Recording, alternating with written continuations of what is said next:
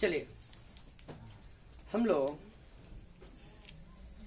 अपने physical chemistry का last chapter surface chemistry अर्थात पृष्ठीय रसायन पढ़ रहे हैं हम लोग। उसमें कोलाइडी बिलियन टॉपिक पढ़े और कोरोना को ध्यान में रखते हुए हमने उतना ही जानकारी आप लोग को दिया जिससे आपका 12th में अच्छा मार्क्स हो जाए, 12th आपका बढ़िया से एग्जाम निकल जाए।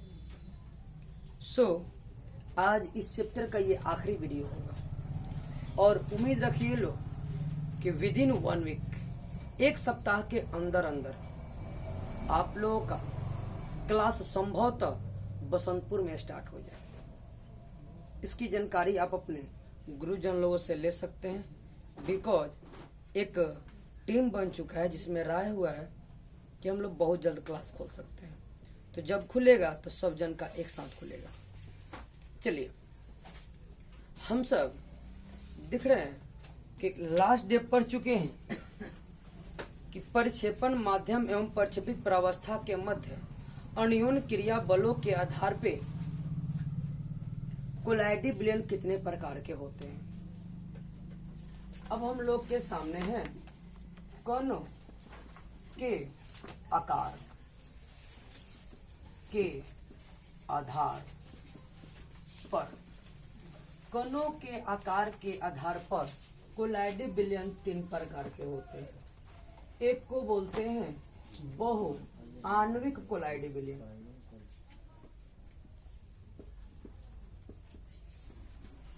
बहु आणविक कोलाइडी विलयन। दूसरा होता है बृहद आणविक कोलाइडी विलयन। हेलो, बहु आणविक कोलाइडी विलयन और दूसरा क्या होगा, बृहद आणविक कोलाइडी विलयन।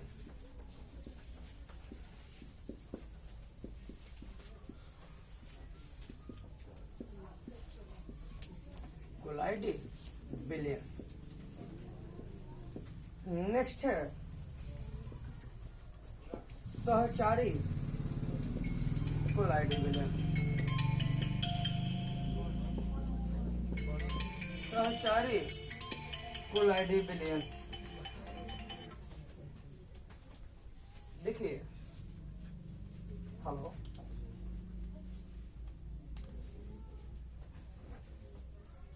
बोलिए। हाँ बोलिए। कल से कहाँ पे? बसंतपुर में कोचिंग खुल रहा है, जिसका खुल रहा जाकर पढ़िए, क्या दिक्कत है? अभी मेरा नहीं खुल रहा है भाई।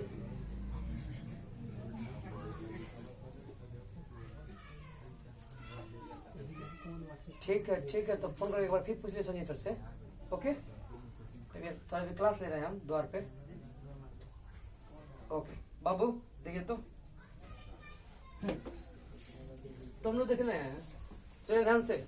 वे सभी कोलाइडी विलयन जिसमें परिक्षेपित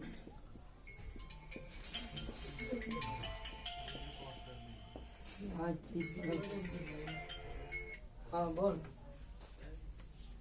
बोलो।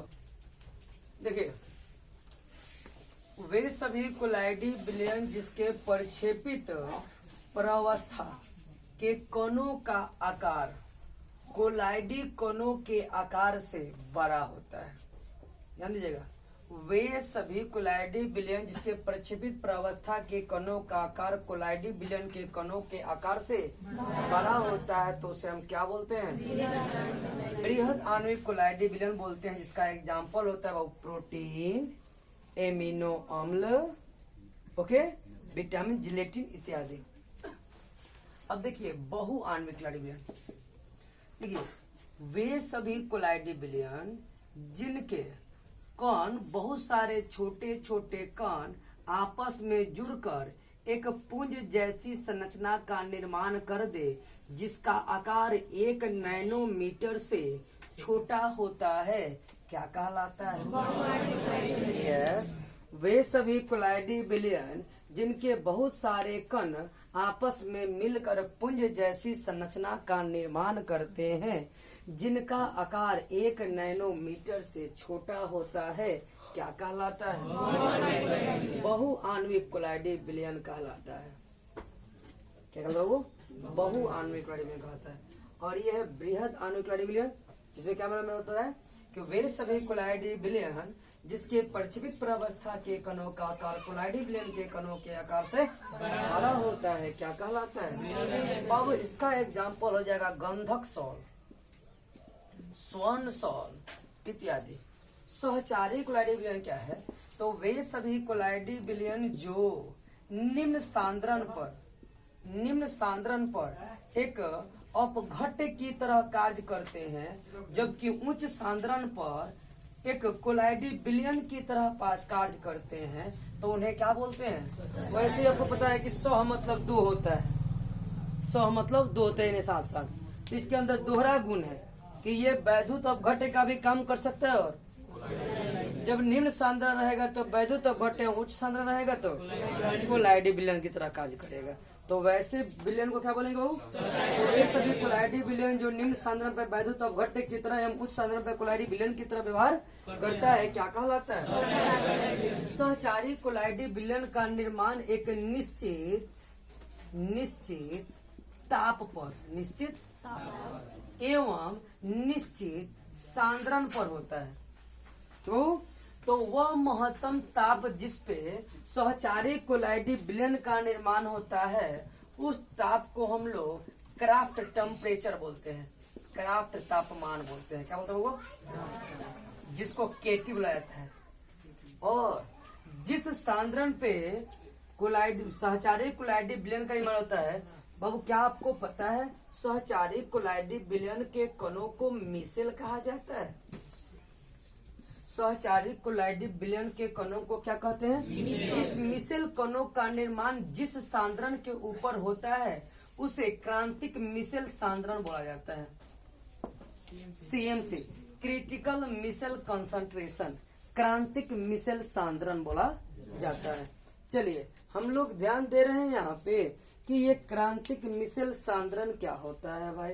तो हमने बता दिया कि वह सांद्रण जिस पे मिसेल कणों का निर्माण होता है क्या कहलाता है?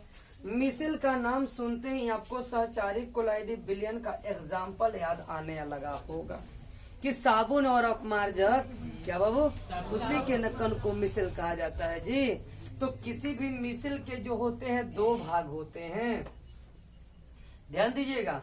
एक भाग ध्रुवीय होता है, दूसरा जो ध्रुवीय होता है उस जल में घुल जाता है, जो अध्रुवीय होता है वो जल में तो बाबू जो जल में नहीं घुलता है उसको हम लोग हाइड्रोफोबिक बोलेंगे, और जो घुल जाता है वो तो बबुआ किसी भी मिसेल कण में 2 सिरा होती है, एक सिरा हाइड्रोफिलिक होती है, दूसरा सिरा। अब देखिए मिसेल कण जब भी बनते हैं तो विद्यार्थी जो इसके हाइड्रोफोबिक सिरा है वो अंदर रहते हैं और हाइड्रोफिलिक सिरा जो होते हैं वो बाहर होते हैं। आप लोग इसी 10th में पढ़े होंगे साबुन और अपमार्जक के बारे में, अच्छी बात है। इन तीनों का डेफिनेशन आप सब आराम से लिख लीजिएगा विथ एग्जाम्पल। अब आता है विद्यार्थी कि कोलाइडी विलयन के शुद्धिकरण का भी प्रयास होता है। तो बुआ कोलाइडी विलयन का डेफिनेशन आप लोग को पता है, एग्जाम्पल भी पता है। एग्जाम्पल तो सबसे बढ़िया बोल सकते हैं बादल, कुहासा, दूध, पनीर, ब्लड, कहो जिलेटिन, प्रोटीन, ये सब तो कोलाइडी विलयन के ही एग्जाम्पल है। ओके, तो अब हम लोग देख रहे हैं कि कोलाइडी विलयन का जब शुद्धिकरण की बात करेंगे, कोलाइडी विलयन का शुद्धिकरण,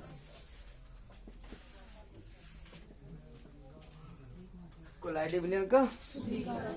और हाँ एक बात और ध्यान में रखिएगा, यदि आप लोग के दिमाग में यह चल रहा है कि कुछ चैप्टर हमारे एग्जाम से कम हो जाएंगे, तो इस भ्रम को आप अपने दिमाग से दूर कर दीजिए, ठीक ना।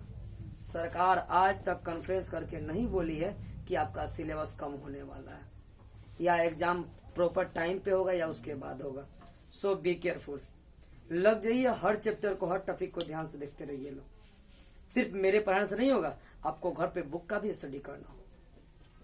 क्यों? क्योंकि सरकार का कहना है कि हम तो टेलीविजन पे पढ़ा रहे हैं, चैनल चालू कर दिए हैं, तो आपको तो स्टडी करना है उधर से, बोले आपको पता नहीं है कि किस चैनल पे चल रहा है।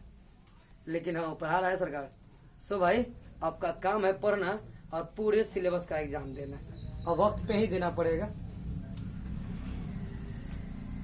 कोलाइडी विलयन का शुद्धिकरण, ध्यान दीजिएगा। कोलाइडी विलयन में बहुत सारे प्रकार की जो भी अशुद्धियां रह जाती हैं, भिन्न प्रकार से कोलाइडी विलयन बनाए जाते हैं। कोलाइडी विलयन बनाने की कोई विधियां होती है, ठीक है बाबू। कुछ भौतिक विधियां, कुछ रासायनिक विधियां हैं। अब देखिए कोलाइडी विलयन जब बनाया जाता है तो उसमें कुछ अशुद्धि रह जाती है।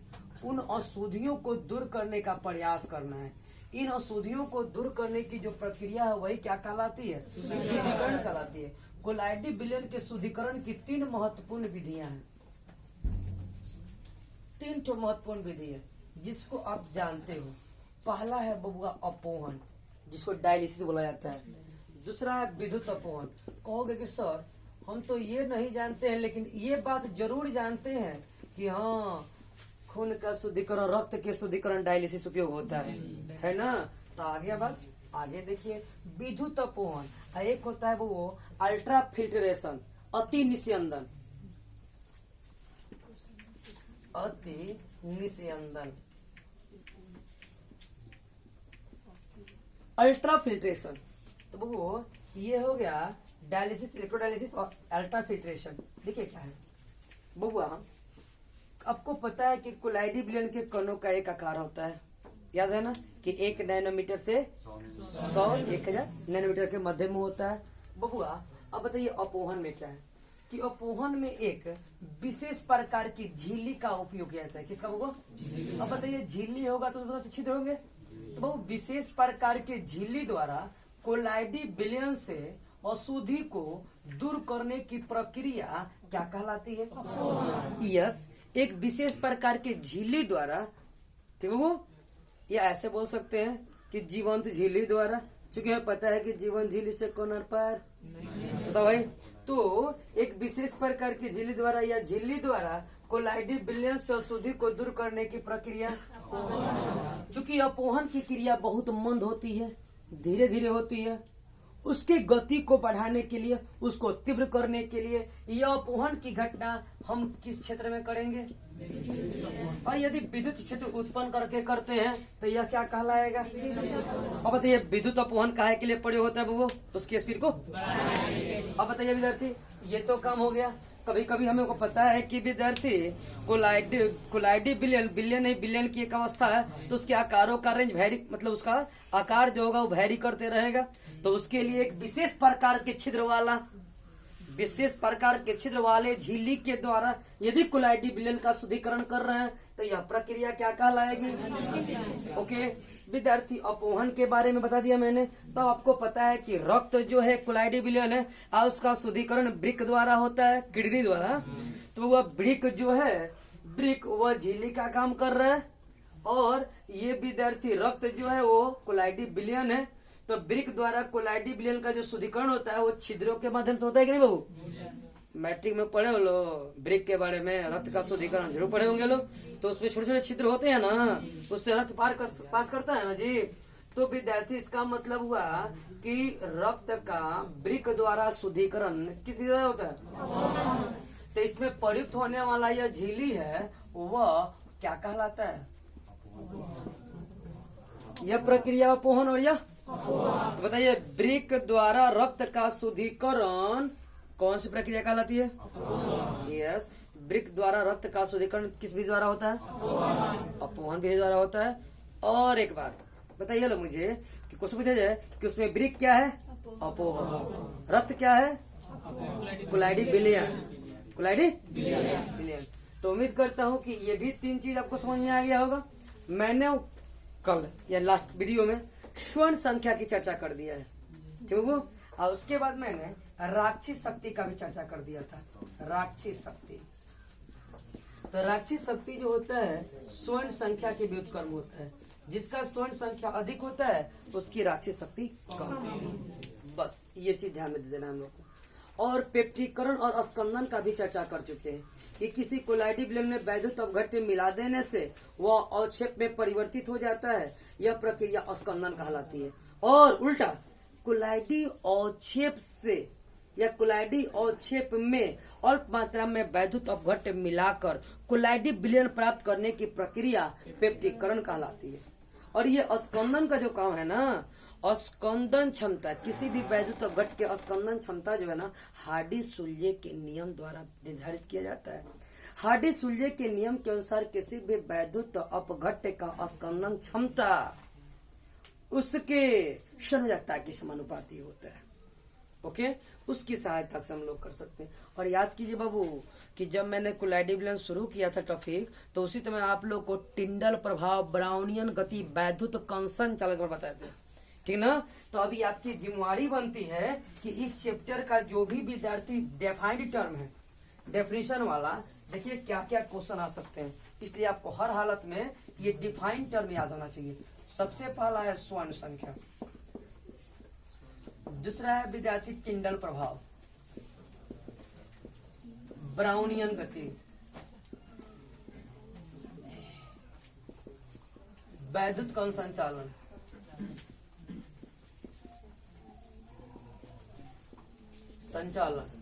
नेक्स्ट पेप्टीकरण, स्कंदन। ये इतना सारा टर्म है जो डेफिनेशन के रूप में दे सकता है। जैसे 2 गो डेफिनेशन देता है एग्जाम में कि निम्न को परिभाषित करें, तो ये हो जाएगा। और नया था इस चैप्टर से, तो अंतर तो ब्रह्मास्त्र है भाई। देख रहे हो कितना सारा अंतर मिला हम लोगों को। पहले ही अधिशोषण अवशोषण में, फिर भौतिक रासायनिक अधिशोषण में, लायोफिलिक लायोफोबिक कोलाइडी में, निलंबन, कोलाइडल और वास्तविक विलयन में अंतर ही अंतर है यहाँ पे जब जहाँ देखा जाता है, ठीक ना। तो ध्यान से देखिए, इस चैप्टर का बढ़िया से कीजिए और आप इन क्वेश्चनों को बना करके व्हाट्सएप पे सेंड करके चेक करा सकते हैं आप लोग। इस वीडियो में इतना ही, आज के लिए दैट्स ऑल। जय हिंद, जय भारत।